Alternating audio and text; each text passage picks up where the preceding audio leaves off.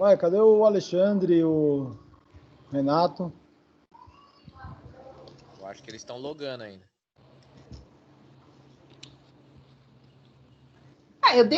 Alguém pediu acesso agora, eu acabei de... Foi eu.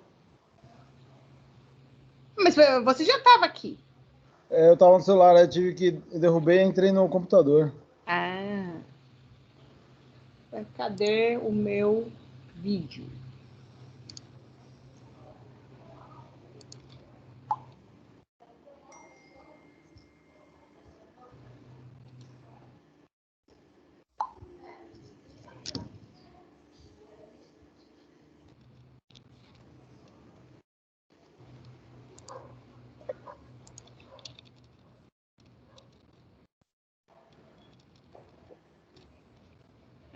Eu fechei o negócio sem querer aqui, peraí.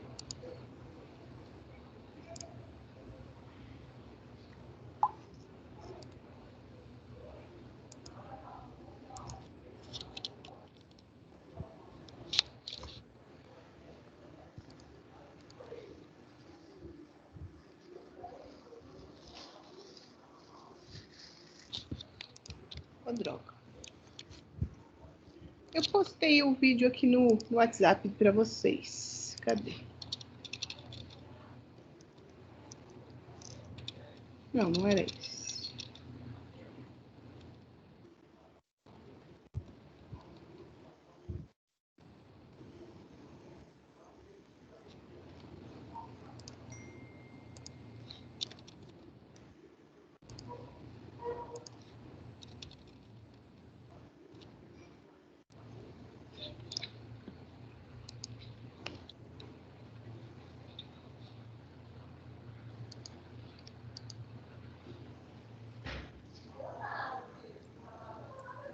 E a apostila. Ah, aí, tá vendo que tá chegando mais gente? O Alexandre chegou. Só falta o Renato agora.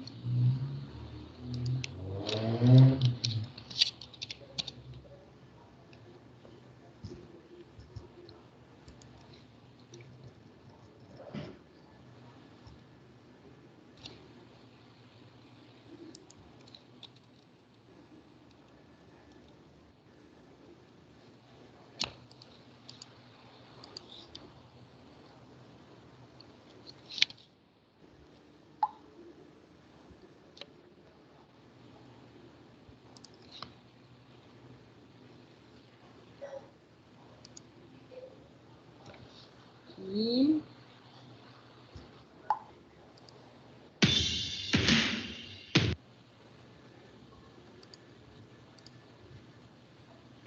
Eu achei que ia começar um AC/DC agora, hein, professora? Oh, é bom, hein? Eu achei que ia começar um AC/DC agora, hein? Tudo bom? Tudo bom, professor? Joia. Falei pro pessoal, esse vídeo aqui, ele fala um pouco da relação dos TCs e dos TPs. Não é AC/DC, mas vamos lá. Tem som agora? Não. Do vídeo, não. Não. Vídeo sem graça. Eu tenho que vir aqui, antes de postar, eu tenho que incluir o vídeo. Aqui. Acho que agora vai com o som. Agora tá. Vamos começar nossa aula do transformador de potencial, conhecido como TP, e transformador de corrente, conhecido como TC. Eles são mais referenciados pelas suas siglas do que exatamente pelos seus nomes completos. Então, vai ser mais comum você encontrar esses nomes nos diálogos de engenharia. E você vai entender a aplicação deles começando a entender essa ilustração de um desenho simples de uma linha de 40 kV de tensão fase neutro.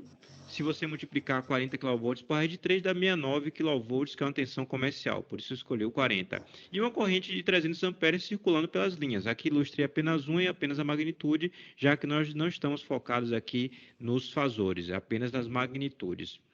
A primeira coisa que tem que fazer é o seguinte, é imaginar como você poderia saber desses valores. Como é que você saberia que tem aqui 40 kV e aqui 300 amperes? Usando medidores.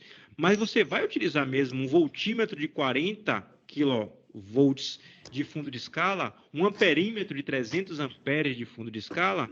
Não. Esses equipamentos simplesmente nem existem do ponto de vista comercial para serem comprados. O que você faz é diminuir esses valores em uma escala tal que você conheça. E como a gente diminui valores de tensão e de corrente? Utilizando transformadores, no universo, obviamente, da corrente alternada que a gente está tratando aqui. Corrente alternada senoidal. Então, eu preciso de um jeito para diminuir a tensão de 40 kV para um outro valor. O que é que a gente faz? A gente usa um transformador de potencial, que é o TP. Note que eu coloquei a ilustração do transformador de potencial como sendo idêntico ao modelo de um transformador comum, porque no final das contas ele nada mais é do que um transformador comum do ponto de vista do princípio de funcionamento e é diferenciado em relação à sua construção. Por que motivo? Porque no secundário você tem que ter um voltímetro, e se você tem um voltímetro, a impedância dele em tese é infinita ou tende a infinita, a impedância é muito grande e corrente quase nenhuma circula no secundário. Portanto, é um dispositivo pelo qual não flui grande potência. A potência continua fluindo, como tem de ser, para a carga, e não para o secundário desse transformador, que tem a única função de fazer a diminuição da tensão e não transferência de potência. Aí a gente vai no modelo, a gente é engenheiro ou a gente quer ser, então a gente usa o modelo para interpretar. Se eu tenho aqui um modelo que, nesse caso específico, todos os valores do secundário estão referidos ao primário, por isso aqui o linha. Se eu tenho um modelo no qual fica explícito que o meu desejo é ter fidelidade entre V1 e V2', ou entre V1 e V2, quando não tiver referido, significa dizer que essa queda de tensão aqui é o mais problemático. Então, o transformador de potencial ele é feito de tal forma que as resistências nos fios elas sejam pouco significativas, tanto no fio do primário quanto no fio do secundário. Ele também é feito de tal forma que a reatância de dispersão seja a menor possível. A gente não quer essa dispersão. Para que você tenha a menor dispersão, você é obrigado a utilizar um material magnético bom. Então, não adianta você dizer, aceito ter umas perdas no núcleo e um material magnético um pouco ruim, que no final das contas o transformador de potencial continua sendo efetivo. Não, você para ter pouca dispersão tem que ter um material magnético bom para confinar as linhas de força do campo magnético dentro do núcleo e nada escapar e virar exatamente a dispersão, ou aqui modelada como uma reatância de dispersão. Bem, então, a gente agora a gente entendeu mais ou menos como funciona a medição de tensão, a gente vai para a medição de corrente. Eu preciso medir 300 amperes, não vamos comprar um amperímetro de 300 amperes, quando a gente pode ter um valor menor para medir, desde que a gente saiba a escala no qual o valor foi diminuído. E lembrando, aqui 300 amperes eu escolhi um valor relativamente baixo, porque você tem no sistema elétrico valores de quiloamperes, mais difíceis ainda de serem medidos. O que é que a gente faz? A gente coloca um TC, um transformador de corrente. Note aqui o transformador de corrente. Vou dar um zoom só para você ver de perto. A fiação passa pelo primário e vai ao secundário. Note que no transformador de tensão, eu coloquei aqui um indicativo de ter menos espiras no secundário, afinal de contas ele é abaixador. Enquanto que nesse dispositivo aqui, ó, ele tem de ser um transformador, quando se refere à tensão, do tipo aumentador. Afinal de contas, eu preciso, nesse caso, de diminuição de corrente. Para diminuir a corrente, eu tenho que ter mais espiras no secundário. Olha aqui. Então, eu tenho aqui o meu TC operacional. Aí vem um porém.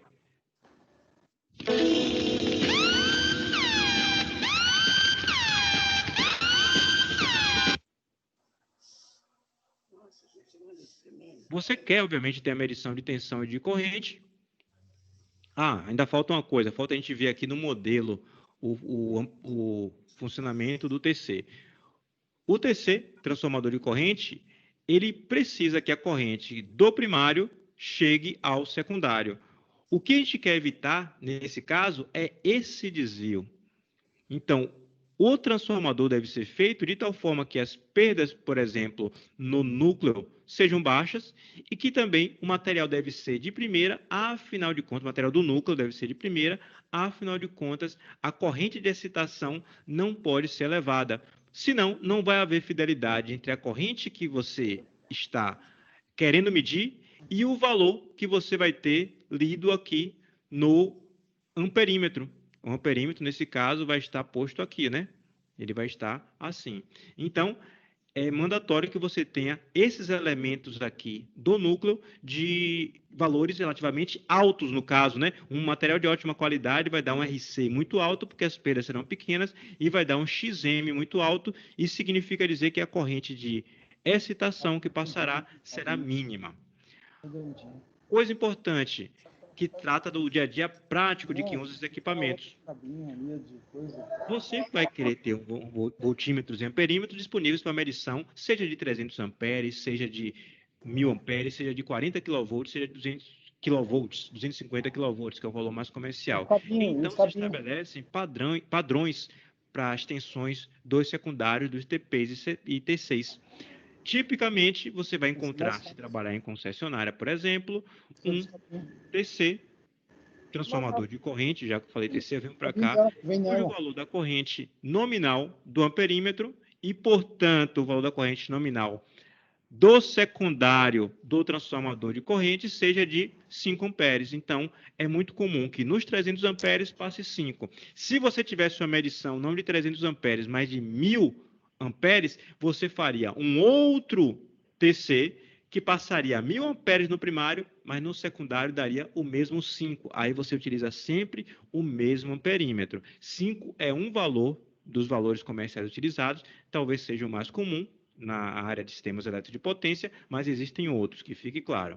No transformador de potencial, você tem a mesma coisa. Você está aqui medindo 40 kV, mas você poderia medir 69 kV, poderia medir 250. Então, no secundário do transformador, se deseja tipicamente uma tensão de 115 volts. Aqui são valores RMS que eu estou tratando, valores eficazes.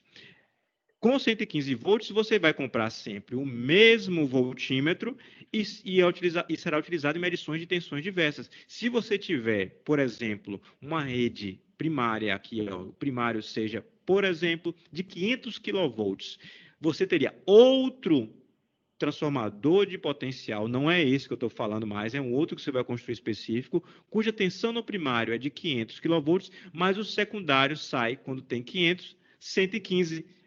Então, você sabe a relação de transformação e pode sempre fazer estimativa do valor da tensão do primário com base no valor medido no secundário.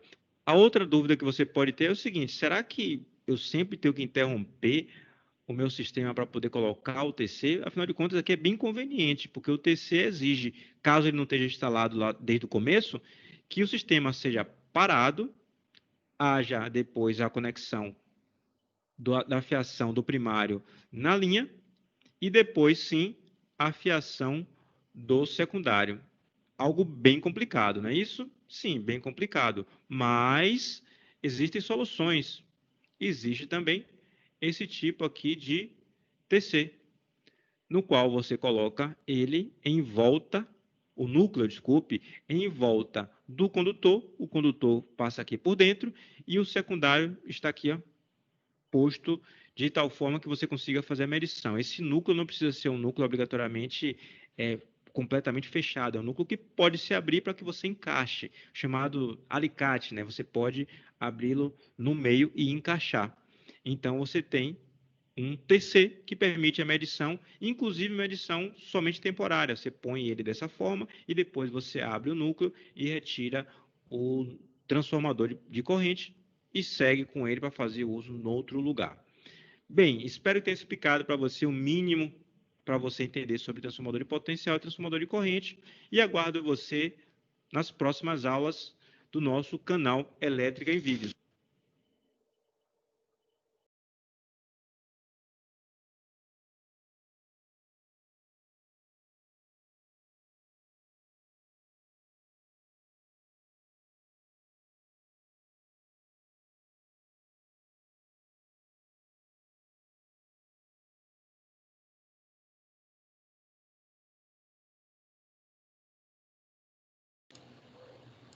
Voltando aqui. Então, aí ele explicou, né, um pouquinho do funcionamento dos TCs e dos TPs, né, que é o que nós precisamos finalizar aqui na nossa unidade 1.3, né, da seção 1.3. Ele fala aí dos conceitos dos TCs e dos TPs, né. Aí ele traz aqui, né, deixa eu aumentar aqui para a gente enxergar. Né, o relé é o dispositivo mais importante, então, do nosso sistema de proteção, né. Mas nós temos aí também outros componentes, né, em especial os disjuntores de potência e os transformadores, né, de instrumentação. Esses transformadores de instrumentação são os TCs e os TPs. Né? Então, nós temos aí relés, TCs, TPs, disjuntores. Né, formam aí, ele chama de trinômio, né, apesar deles serem 4, né, mas é porque ele considera os transformadores como um elemento só. Né? Então, todos eles são extremamente importantes para fazer a composição aí do nosso sistema de proteção. O que mais que ele trata aqui? A relação, né, que ele falou no vídeo, né, ele tem uma relação que ele traz essa tensão para uma leitura de 115 volts. Né? Ele não vai ler os 230 mil volts, né? Mas ele faz a leitura como uma leitura de um transformador, né? De um sistema de medição convencional. Ele vai fazer a leitura aí numa tensão baixa, assim como as correntes também são correntes baixas, como nós vimos na aula passada. Então, visando fomentar o conhecimento necessário para sobrepor as situações, assim como outras que porventura possam aparecer, essa seção, né, que é a 1.3, ela trata, então, dos objetivos principais dos TCs e dos TPs. Então, o que é que nós temos aí? Os canais de instrumentação e de atuação. Nós temos aí um diagrama esquemático que mostra, então, os dispositivos de proteção e como eles são associados. Dessa forma, entende-se que o canal de instrumentação, que é chamado de link, que se inicia no ponto de coleta da medição de alta tensão ou de corrente e que se finaliza no CAD, que é um relé digital. O canal de instrumentação, então, ele é responsável por produzir as réplicas de sinais de altas tensões. Ele pega, como a gente já tratou em outras aulas, né? É uma amostra, né? É uma porcentagem daquele sinal para fazer as comparações. Então, tá aí, né, o esquema, ele faz a leitura do TC e do TP, ele passa pelo relé, aí tem o software, que é o software SCADA, e ele faz aí a ação do nosso disjuntor, determinando se ele vai permanecer em funcionamento ou se ele vai atuar para interromper o sistema. O cabo de instrumentação de CI, ele é um modelo coaxial. Isso também nós já vimos no finalzinho da aula passada, né? Aí ele tem aí os tipos de disjuntores. Né? Disjuntor de potência 52. Disjuntor de potência é um dispositivo de atuação eletromecânica. Né? No jargão aí, é um dispositivo de manobra. Né? Realmente, ele atua realmente como interrupção de energia. Né? Sob condições anormais impostas por curto-circuitos. É o disjuntor convencional. Ele vai atuar havendo curto-circuito. No entanto, a sua principal finalidade é interromper as correntes de curto-circuito de modo a assegurar o completo isolamento do equipamento com o sistema. Então, a função do disjuntor é essa, é isolar o sistema. É não permitir que essa corrente de curto-circuito, ela passe adiante. Então, por isso ele está ali fazendo esse chaveamento, essa interrupção, né? Ele vai parar, tá errado, para. Né? Como se fosse o pedágio. Né? Toda entrada de cidade, você não tem um pedágio? Tem uma cancela ali dizendo se você vai passar ou não. A interrupção da corrente, ela ocorre quando o relé envia um sinal, né, para as bobinas desse transformador dizendo, olha, tem alguma coisa errada, tem uma corrente indevida, uma corrente de curto-circuito que não é confiável, né? É uma corrente que não é confiável porque ela é uma corrente de curto-circuito, então nós vamos atuar. Contudo, devido à intensidade dessas correntes de falta a serem interrompidas, existem perigosos arcos elétricos, né? Até mostrei para vocês alguns vídeos, né, de arco elétrico.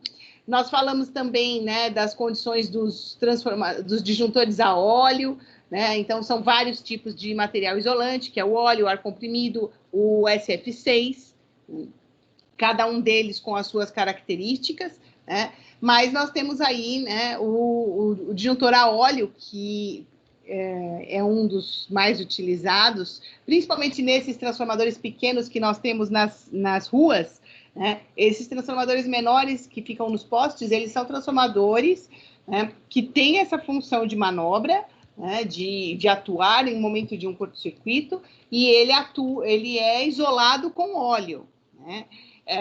Alguns transformadores que nós temos em subestações já são transformadores a SF6, transformadores a seco, né? Esses transformadores a seco são isolados com resina epóxi, e aqueles grandes transformadores de potência, ainda assim, né, são transformadores que são transformadores a óleo. Atualmente, os novos transformadores são transformadores que nós temos aí, transformadores com isolamento de óleo mineral.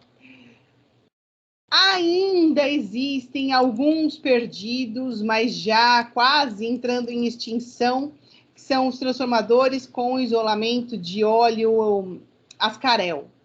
Não que o Ascarel esteja sendo produzido, comercializado, mas alguns transformadores que estão entrando no final da sua vida útil agora ainda podem ter Ascarel. Qual é o problema do Ascarel? O Ascarel, na década de 90, ele foi proibido, tanto a comercialização como a fabricação dele.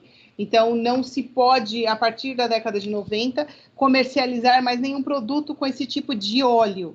Porém, a vida útil de um transformador, né, do óleo de um transformador de grande potência, ele é para 20, 30 anos. Então, você imagina aí que agora é que ele vai começar a fazer realmente um retrofit aí para fazer uma troca geral desse óleo.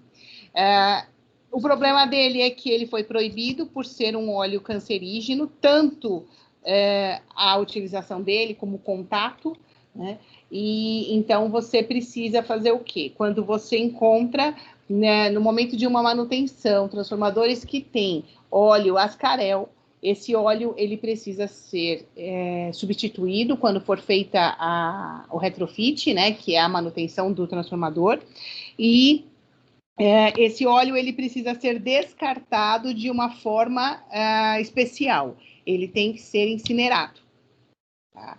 Então, ele tem que ser retirado com muito cuidado, por ser um óleo de contato perigoso, e o descarte dele tem que ser rastreado, né? Você tem que gerar um documento de rastreabilidade, assegurando que você vai mandar para o local correto para fazer essa incineração, e que essa empresa garante que esse óleo foi incinerado e sem contato algum das pessoas com esse óleo. O que mais que nós temos aí? Em suma, de suma importância, comentar que, independente do tipo do disjuntor, os seguintes parâmetros básicos caracterizam a qualidade operativa deles. O estado dos seus contatos fechados. O disjuntor ele deve ser um excelente condutor, ou seja, apresentar perdas mínimas. E essa é a grande preocupação que nós temos com a abertura de arcos elétricos. Né?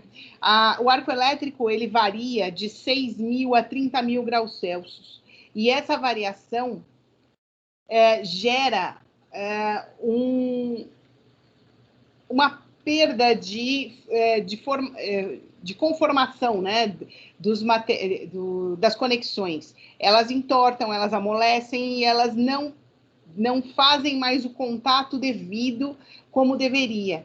Né? Então, você tem aí um aporte térmico muito grande, aí ele se deforma, ele esfria, e quando ele esfria, ele já não dá mais o contato como deveria ser.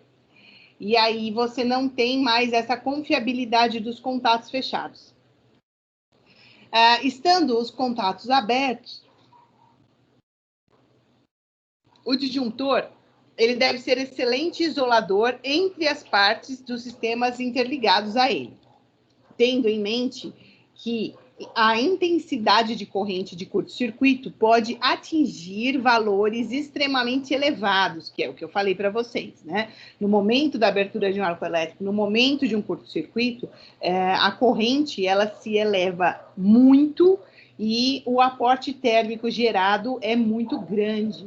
E o disjuntor ele deve ser capaz de suportar sem se danificar a máxima corrente de curto-circuito. Então, é para isso que se calcula qual é a corrente de curto-circuito do circuito, né? Para garantir que os materiais utilizados vão ter a característica de suportar essa temperatura pelo máximo tempo que possa gerar essa corrente de curto-circuito até que o disjuntor atue, interrompendo a passagem dessa corrente. O tempo de operação do disjuntor também é denominado como tempo de comutação. Né? Comutar é trocar. Trocar o quê? Trocar de estado. Estado conduzindo corrente para estado não conduzindo corrente. Deve ser extremamente curto. Então, quanto mais rápido o disjuntor responder a essa corrente de curto-circuito, menos calor ele vai sofrer, a chance dele aquecer excessivamente e se deformar é menor. Né? Tem um vídeo na internet que eu perdi esse vídeo, faz tempo que eu não vejo ele nos meus pendrives aí. Eles mostram um caminhão-tanque em chamas, né? E tem um fenômeno que acontece que se chama bleve, né? O que acontece? O bleve, ele gera um calor tão grande dentro do tanque, aquele incêndio dentro do caminhão-tanque gera um calor tão grande que as paredes do tanque, do caminhão, as paredes de metal do caminhão, elas entram em colapso. Né? O que é esse colapsar? Elas derretem. Só que o calor interno é tão grande, que vai gerando pressão. Quando essas paredes elas amolecem por conta desse calor, tudo aquilo explode. Né? Então, a ideia da atuação do disjuntor o quanto antes possível é justamente garantir que as partes metálicas responsáveis por essa boa conexão e condutividade do sistema elétrico, elas não entrem em colapso. Né? Que elas não derretam e não se deformem a ponto de não conseguir mais ter a conexão perfeita. Né? Então, esse disjuntor ele tem que atuar aí em questão de milissegundos. Por isso que a atuação do relé e do sistema escada tem que ser muito rápida. Né? Ele tem que perceber, mandar o sinal para o disjuntor atuar em milésimos de segundos. E isso tudo vem de acordo com uma norma internacional, que é a IEC 56305, né, que fala da finalidade de minimizar a intensidade dos arcos elétricos nas câmeras de extinção. Então, é uma norma internacional. Nós não temos uma norma nacional que determine isso. Então, se vocês precisam acessar essa condição, essa informação, vocês têm que buscar numa norma internacional. Né? E aí, cada vez mais faz-se necessário, né, você ter a leitura técnica, que você não saiba falar o inglês, mas que você consiga ler e entender o que está sendo determinado nos textos técnicos. Algumas normas da IEC já foram traduzidas e elas têm o nome de NBR-IEC, e aí o número delas, que é o mesmo número da IEC. Mas essa norma eu acredito que não foi traduzida. Deixa eu consultar aqui no site da BNT, ver se eu encontro ela como NBR ou se ela só está como IEC. Peraí. Beth. Oi. Tudo bem, Wagner? Oi, Wagner. Beth, aquelas imagens que nós vimos do arco elétrico, né, nas aulas passadas. Sim. Eram disjuntores desarmando? Chaves seccionadoras e disjuntores. Ah, tá. Que era aquelas alavancas era São as seccionadas. chaves seccionadoras. O disjuntor eu não lembro de ter visto, então. Deixa eu ver se eu acho ele aqui.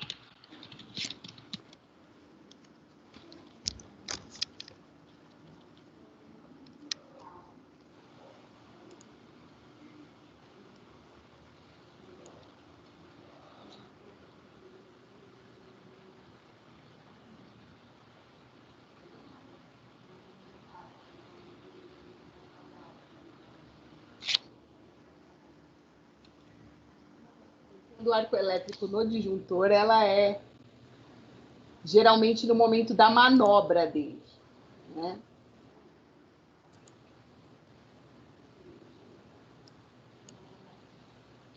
Deixa eu trocar ele aqui.